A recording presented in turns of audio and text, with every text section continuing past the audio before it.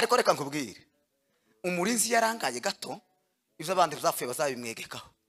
Ibi bintu byose muzamubona byaremereye biremereye nta makuru gusa. Umurinzi agomba kwitonda cyane muzavuga aho kuvuga icyo utazi, ahubwo upfa gukora icyo utazi nubwo nacyo cyo batari cyiza, nubwo nacyo cyaba atari cyiza. Aho kuvuga icyo utazi upfa gukora icyo utazi, ariko uko iminsi igenda uhabwa inyigisho ukazakosoka kandi ugashira ibintu ku murongo. Ariko cyo wavuze tibishoboka, iminsi zose igenda bakigarura. Sengesho dushobora gusenga kuva mu gitondo saa moya tukageza saa 12 tuwaya dusenga ubudahumeka uko Bibiliya y'ikirundi zivuga ngo musenga ubudahumeka. Tugasenga ubudahumeka kuva saa moya kugeza saa 12, ariko twarangiza no munsi tukagenda tukaryama. Birarutwa n'umuntu ufata iminota 5 ariko akaza bikora buri munsi. Uwo niwo munyembaraga. Umunyembaraga nuhozaho, ariko si ukora n'ikinyabute ashaka gukora kugira ngo azareke. Amasengesho y'imbaraga n'amasengesho y'umwete nuguhozaho. Kuomba Mungu ni kumutii Mwenyezi. Bwana alisema omba bila kukoma, omba usiku, omba asubuhi, mchana omba hata jioni. Maombi kwa roho ndio Mungu anapenda. Usife moyo, zingatia maombi. Ibyafuye si ibyacu n'iby'abandi. Ndio amasengesho y'abakiranutse iyo basenze bagasaba Imana baza basubizwa ku munsi wa kangahe, cyangwa basubizwa hakiri imyaka ingahe. Tugasenga ngo numara uryame ngutegereze ibyo wasengeye, tuzabibona no kuri. Gutegereza ibyo wasengeye ni mu masengesho.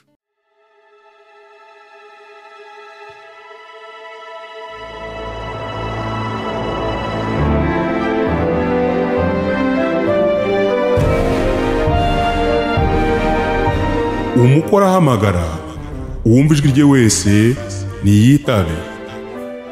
Tunezerwe twishime tuyihimbaze kuko ukwe bw'umwana w'intama busohoye, umugeni wakaba yiteguye.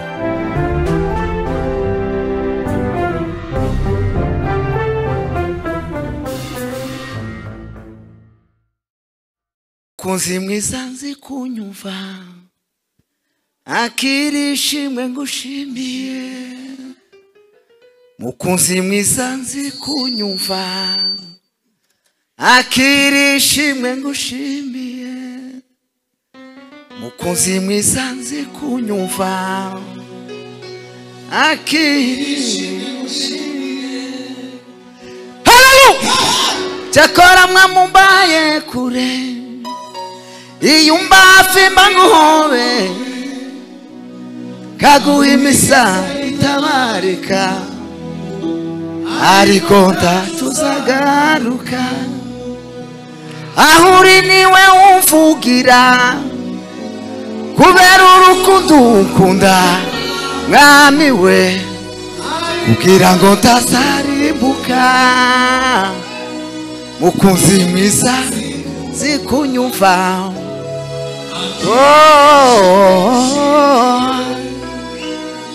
mukunzi mwiza zikunyumva.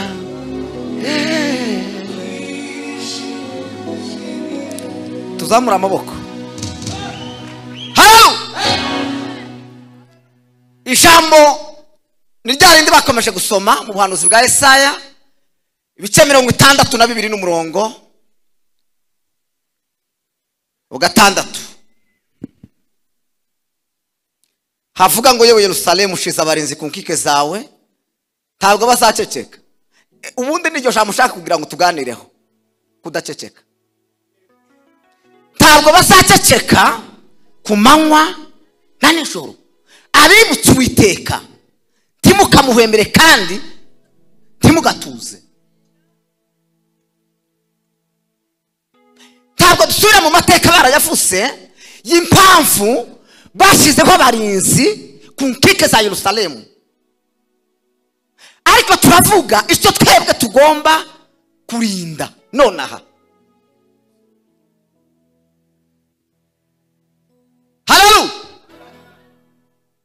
Mu mateka n'amahame n'ibiri ngombwa nta murinzi usuba umurinzi atarize. kandi mwibuke mu ijambo ry'Imana Bibiliya isivuga ngo yatoranije kera ngo yarabahamagaye kandi ngo yahamagaye yarabatsindishirije ngo nabo yatsindishirije yabahaye ubwiza tatumwe n'umwami Yesu tabarinzi bahawe kurinda batarize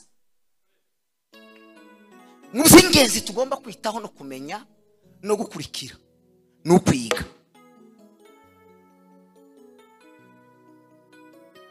tumweze icyubahiro Yesu w'i Nazareti.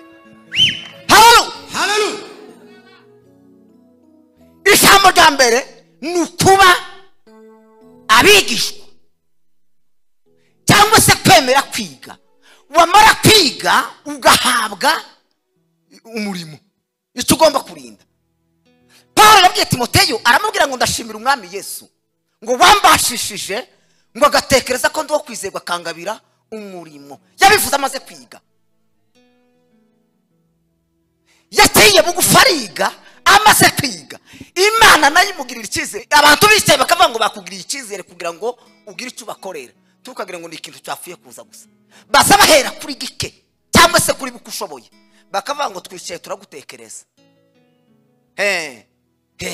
Kubera ko Paulo yemeye kwiga. Umwami Yesu ngo yaramubashishije ngo aramushoboza amugabira umurimo. Ntawe ushobora kuba umurinzi ataremeye kwiga. Kumbuye Imana, kumbuye abera, kumbuye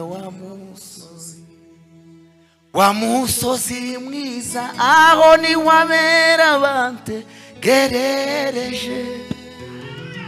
Kumbuye kuzarebana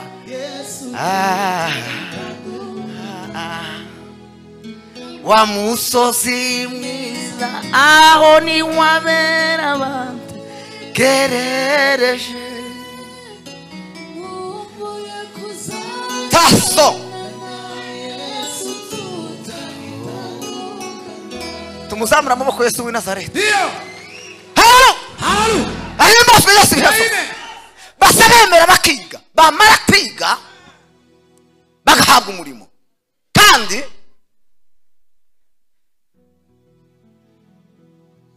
turetse bijya byakera byagiye biba hamwe n'ahandi. Abakristo bato batize tibaza batengwa mu ikanisa. Wotenga umuntu utarize kujya ubumuhoye ubusa. Abantu bagomba kuba bafite inyigisho. Paulo yabwiye Timoteyo ngo nihagira uwigisha ukundi ngo ntiyemera amagambo mazima y'umwami ngo bafite ikindi agendereye. Kandi ntakindi mutekeze ko ari ibindi byihisha ngo azashaka kwigira ukomeye nka Diotrephe. Ntacabaza.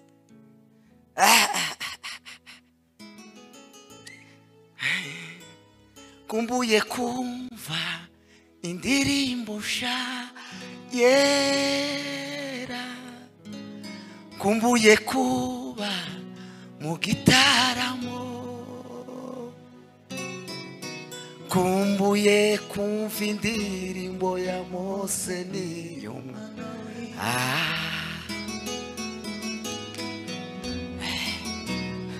Tuzamura amaboko tera. Haleluya.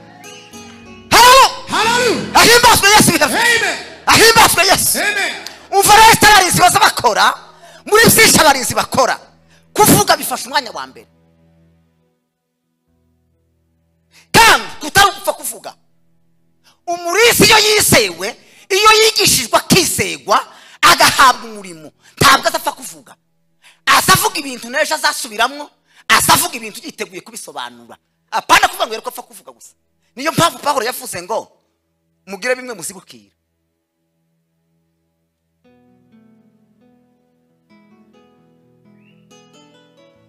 Kuko amakuru avugwa n'umurinzi uhagaze kwizamu yo kurinda. Ayo makuru kujya abariyo. Umurinzi tagomba gupfa kuvuga ibintu. Agomba kuba kuvuga ibyazi. Tureke za mpango n'impararo ngo baketse. Nta muyumbuza ukeka. Umuyumbuza avuga ibyahagazeho azi. azasobanura ejo hanaguma kuba impaka, hakaba ibintu biremereye cyane. Baza baje ahantu bagasobanura ibintu, ntabwo ari ukugendera mu kigari no gupfa kuva gusa ngo niko bazabumva.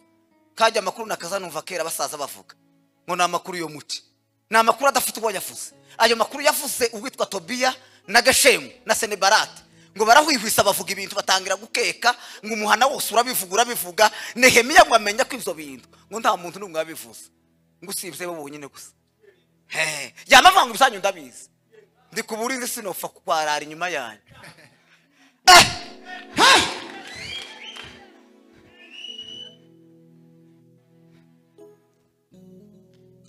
Tumaze cyubahiro Yesu w'i Nazareti. Kandi ndakakubwira n'ikindi usanzwe uzi.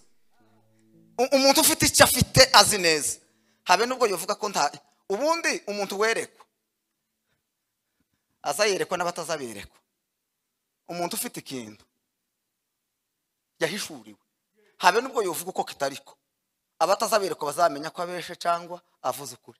Timumwibuka wa mugabo yabwiye umwami ngo utabara uzatabaruka, yamavanga ibyo uvuze urambesha.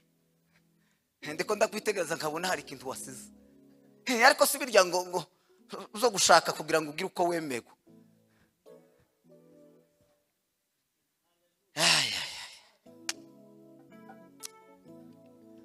Haleluya, haleluya, ahibaswe Yesu wese, ahibaswe Yesu. Umva ikindi, aho kuvuga icyo utazi, ahubwo upfa gukora icyo utazi nubwo nacyo cyo batari cyiza, nubwo nacyo cyaba atari cyiza. Aho kuvuga icyo utazi, wopfa gukora icyo utazi, ariko ko iminsi igenda uhabwa inyigisho ukazakosoka kandi ugashira ibintu ku murongo. Ariko cyo wavuze tibishoboka, iminsi zose igenda bakigarure.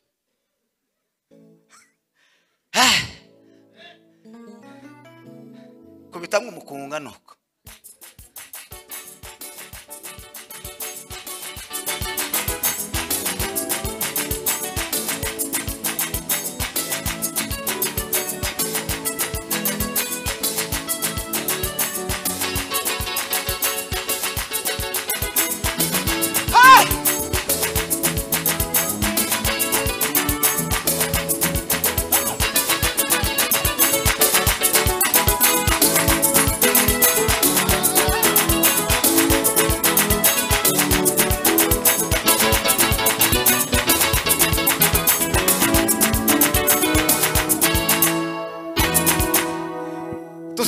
tumuze cyubahiro Yesu w'i Nazareti. Haleluya, ahibaswe Yesu. Amen. Ahibaswe Yesu te. Haleluya. Umurinzi agomba kwitonda cyane mu byavuga, mu gutanga raporo, kuko waguhaye akazi ategerezwa kumva icyo umubwira. Ubundi n'icyo abarinzi bari babereyeho kwari ukuvuga icyo bahawe gukora, ni ukuvuga amakuru.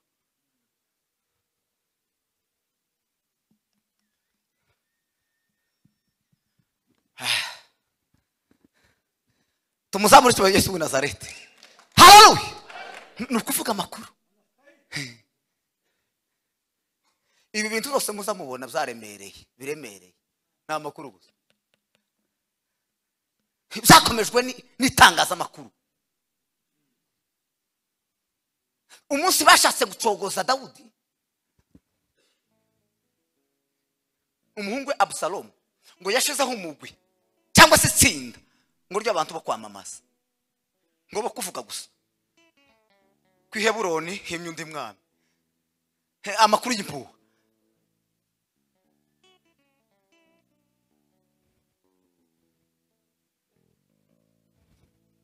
Icya kabiri, umurinzi akora kiremereye banakivuzeho, ni ukugira umwete. Ubundi amasengesho y'umwete niyo agira umumaro, ariko amasengesho dushobora gusenga kuva mu gitondo saa moya tukagera saa 12 tuwaya dusenga ubudahumeka, uko Bibiliya y'Ikirundi zivuga ngo musenga ubudahumeka. Tugasenga ubudahumeka kuva saa moya kugera saa 12, ariko twarangiza no munsi tukagenda tukaryama. Birarutwa n'umuntu ufata iminota 5 ariko akaza bikora buri munsi. Uwo niwo munyembaraga. Umunyembaraga nuhozaho, ariko si ukora n'ikinyabute ashaka gukora kugira ngo azareke.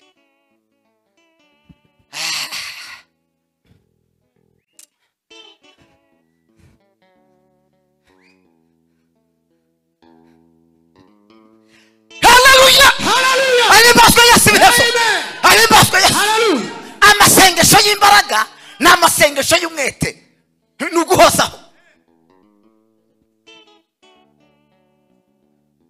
Abarisi bagomba kuba ari abagabo bazi gutanga raporo, bazi kuvuga, bazi kuvuganira abandi bantu, kandi bakabikorana umwete, batemera gusinzira. Muribuka wa mugore wasinziriye ngo bari abagore babiri b'indaya bazariye ahantu bombi babanaga mu nzu, noneho ngo mu gicuku ngo umwe ajyamira umwana warapfa, ariko ngo abonye ko wapfuye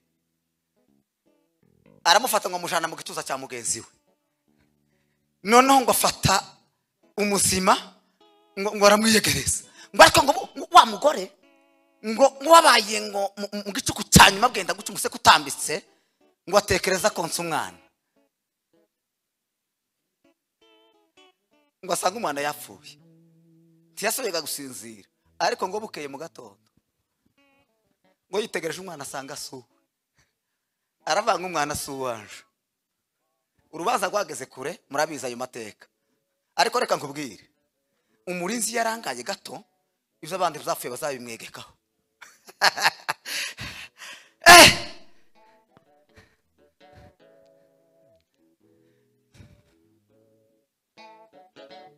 Kuomba Mungu ni kumutii Mwenyezi. Bwana alisema omba bila kukoma, omba usiku, omba asubuhi, mchana omba hata jioni. Maombi kwa roho ndio Mungu anapenda, usife moyo, zingatia maombi. Ibyafu yesi ibyacu n'iby'abandi ndio, kuko ibyawe n'ibizima birahari, birahumeka, bifite ubuzima, kandi usibiza gusa abantu reka mbafashe subire mbahugure ku kindi kimwe n'ubwo musanzwe mubizi, twibutsanye tumuzamure cyubahiro Yesu w'i Nazareti. Haleluya. Kuze kubyumva mumvuga abantu bavuga ibintu bitandukanye. Nakomeje abana kubitekereza ejo dutaramye hano mu gitaramo, ndavuga ngo se amasengesho y'abakiranutse iyo basenze bagasaba Imana baza basubizwa ku munsi wa kangahe, cyangwa basubizwa hakiri imyaka ingahe? Mwari muvuze ko tugize imyaka hafi 15 dukora ibiterane. Ndatekereza ndavuga ati se amasengesho yose abantu basenze Imana ndiyumvise, cyangwa se muzo twasabiye ntavye Imana irasubiza? Inza kubona igisubizo hano muri Bibiliya mu butumwa bwiza kubwanditswe na Matayo ibice 6, muzi ko zavuga ngo ntimugase nabo, ngo mutaragira icyo muvuga, ngo so ngo bayamaze kubimenya, ariko cyage bize bigaragara tukabibona ngo Imana izibikora igihe cyose ishakiye. Umva abantu bafite ubwenge bw'Imana, abarinzi batarabarinzi b'indangare, tumuze cyubahiro Yesu w'i Nazareti. Haleluya. Iyo bafite ibyo basabye Imana bagiraho bazabasha kubitegerereza, bazashobora kubitegerereza mu masengesho. Tugasenga ngo numara uryame ngutegereze ibyo wasengeye, tuzabibona n'ukuri. Gutegereza ibyo wasengeye ni mu masengesho, uzutegerereza harya.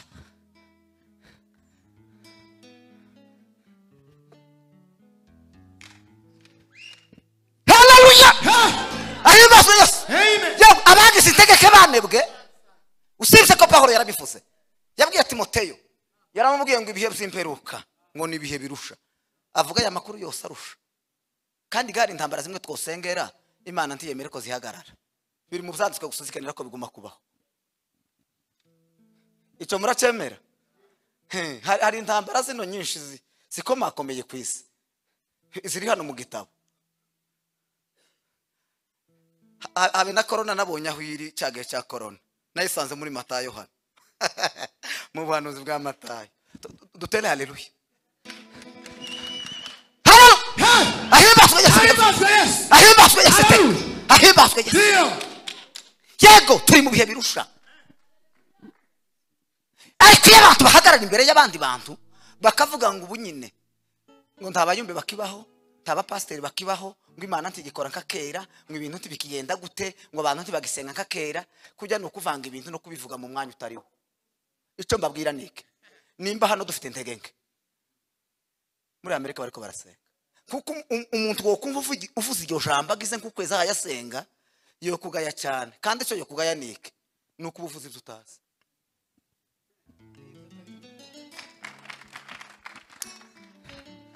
tuzaririmba indirimbo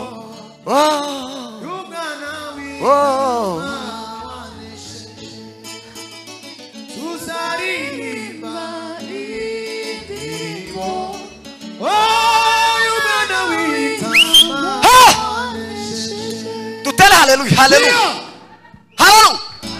umva ibintu bibiri tugomba kurinda by'ingenzi, ariko hari ibirenze bibiri. Reka mvuga bibiri tuganisha ku musozo. Icyambere, Bibiri ivuga ngo urinde umutima wawe kuruta ibintu byose birindwa, kuko ari iby'ubugingo bikomoka. Icya kabiri ni ukurinda ikibisanyo.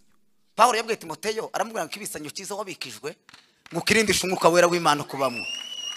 Icyo kibisanyo si ikindi, si nibanga, ni ukwizera abera bahawe rimwe. Abazatekereza ngo se umuntu wakijijwe ngo azasubira inyuma gute? Azasubira inyuma iyo atarinze zo kwizera. Ntugatekereze ibindi bintu byinshi. Ariko Bibiri zivuga neza ngo abanyempaka n'abashaka baparanganye, bashaka kubaza ibintu nabo batobonera igisubizo, ngo nibabaza ngo Imana yanyiriye, ngo ndimukirwe muvugana ibintu byinshi, ngo muzavuge ngo iri mu ijuru, ngo yakoze ibyo yashatse byose. Yewe mukomere Imana amashimwe. Ahimazwe Yesu Yesu. Nta makuru maremare. Ni ukubabwira ko Imana iri mu ijuru yakoze ibyo yashatse byose.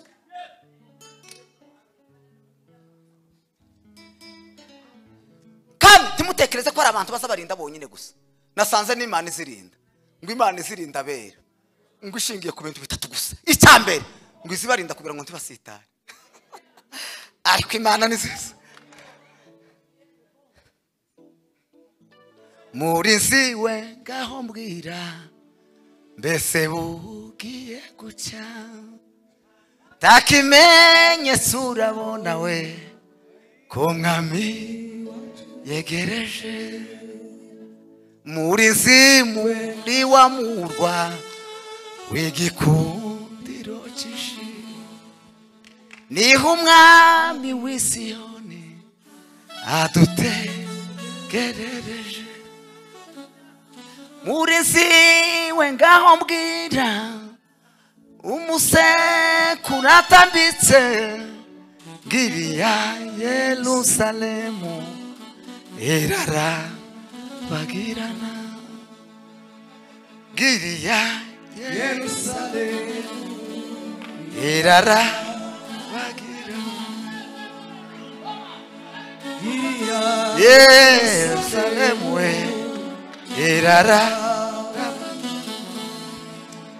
haleluya. Ayibazwe Yesu w'i Nazareti. Tumusamure amaboko Yesu watsinze Satani. Ayimidiwe Mwenyezi Mungu. Imana nayo mbizirinda abera kugira ngo badasitara. Icya kabiri ngo isibarinda kugira ngo ntibaboneke nk'umugayo.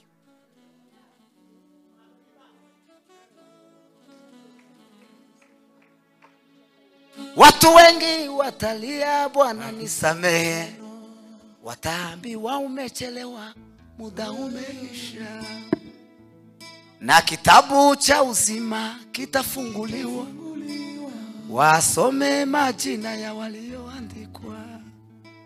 Ni furaha kwa walioamini, majina yameandikwa kitabu cha uzima. Wataimba kwa furaha, Bwana usifiwe.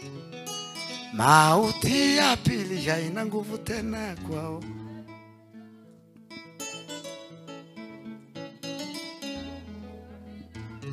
Ni furaha kwa walioamini, majina yameandikwa kitabu cha uzima. Haleluya! Ahimazwe Yesu Yesu. Amen. Tuna tumsamura amaboko Yesu watsinze Satani. Ayimidiwe Mwenyezi Mungu. Amen. Ayimidiwe Mwenyezi.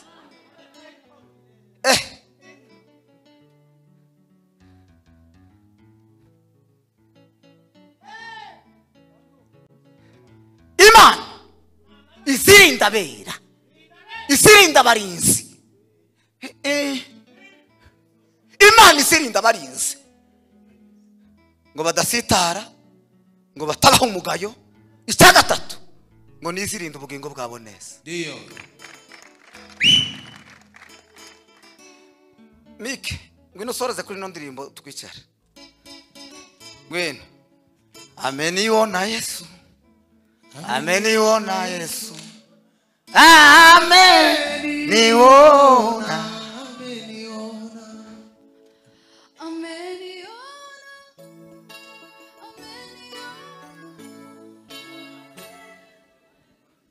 Garirimbira hagize uririmbira namuzamuye. Henoko. Ngwino.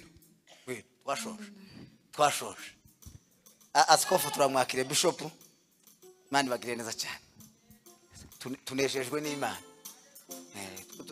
Ni kumurinzi. Ariko tuvuze ko n'Imana nayizirinda. Ngo izirinda bera kugira ngo badasitara icya kabiri ngo batabaho umugayo. Bigasubira kabarindira ubugego. Ka twagiye.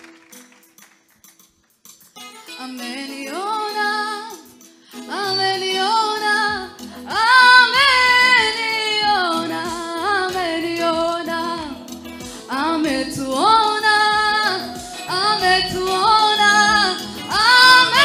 ameniona, ameniona. Nimelia asubuhi, mchana na jioni, sikujua kama Bwana ananisikia. Ni kama nikafunga, nikakata.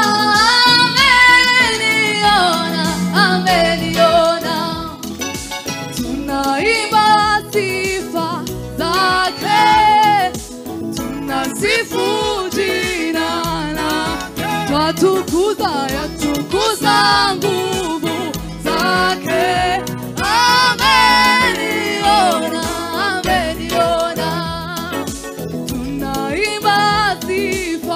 Zake tunasifu jina lake, twatukuza nguvu zake. Ameniona, ameniona. Majina yote mazuri yako, Jehova muumbaji wangu, nikupe jina gani? Kwani kila la kheri ni upekee wako. Majina yote mazuri yako, Jehova muumbaji wangu, nikupe jina gani? Kwani kila la kheri ni upekee wako. Usinifiche vyote upendavyo, ili nisitende mabaya.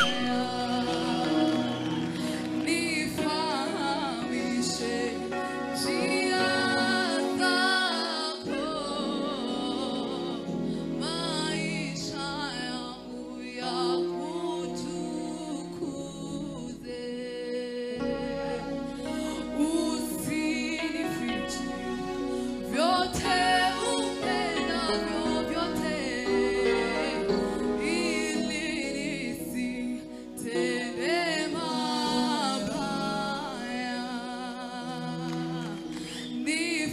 Nifahamishe njia zako,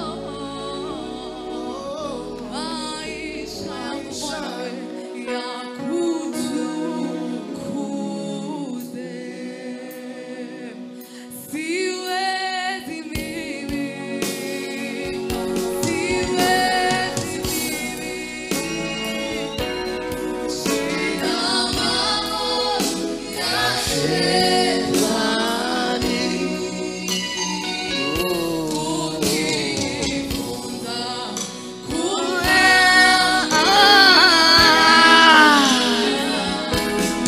Itashinda tena zaidi. siwezi mimi, siwezi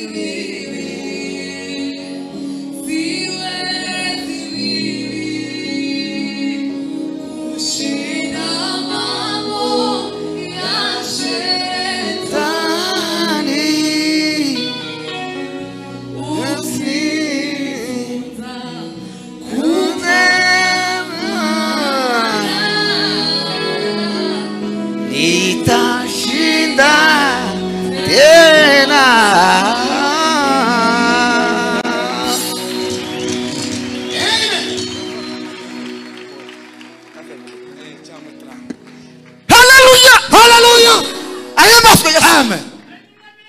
Ririmba indimu.